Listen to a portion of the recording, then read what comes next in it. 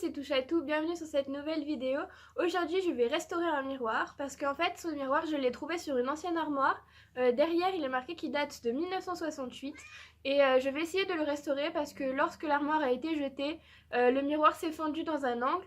Donc je vais essayer de le restaurer pour pouvoir lui donner une seconde vie et l'intégrer dans une chambre à coucher par la suite. Alors la première étape, ça consiste à découper mon contreplaqué. Donc pour ce faire, j'ai reporté les dimensions de mon miroir sur mon contreplaqué à l'aide d'un mètre et d'un crayon papier. Ensuite, j'ai placé ma planche sur deux tréteaux installés stablement. Faire attention lorsqu'on va découper à pas heurter ces tréteaux.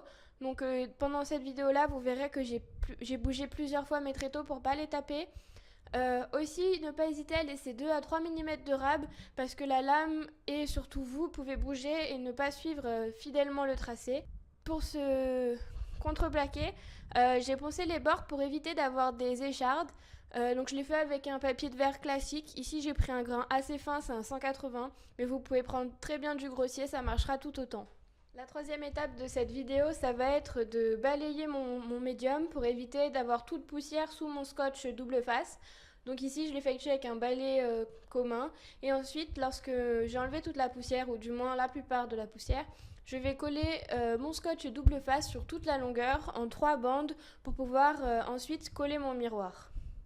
Ensuite, lorsque mon miroir est bien plaqué, je vais exercer des pressions avec mes mains sur différentes zones du miroir pour permettre au double face de bien adhérer au miroir et au contreplaqué.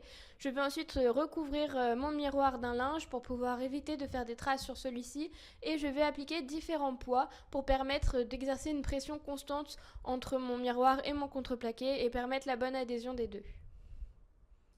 Donc la quatrième étape de cette vidéo, ça va être de découper des rondelles dans le morceau de bois que j'ai trouvé. C'est un morceau de bois qui est commun, je l'ai trouvé au bord du Rhône. Je ne sais pas de quelle essence c'est, mais il était très dur à couper. Alors pour le couper, j'utilise une scie sauteuse avec une lame adaptée au bois dur, puisque celui-ci est un bois très dense.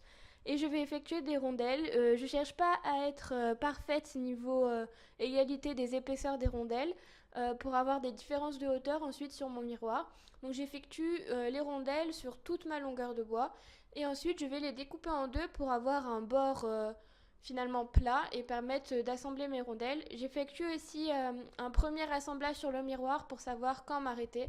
J'estime que quand j'en suis à la moitié de mon miroir en rondelles pleines, j'ai fini la découpe. L'étape suivante se fait après vernissage de mes rondelles. Donc pour les vernir, je les ai préalablement rincées à l'eau pour enlever toute la poussière qui avait pu se mettre sur celle-ci. Ensuite, je les ai laissées sécher.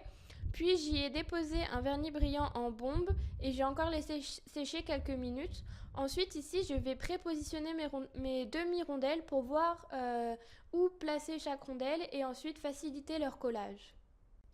La dernière étape de cette vidéo, ça va être le collage de mes demi-rondelles tout le tour de mon miroir. Donc ici, je fais attention de déposer des rondelles pleines aux 4 angles pour qu'on puisse effacer finalement cette fissure du miroir.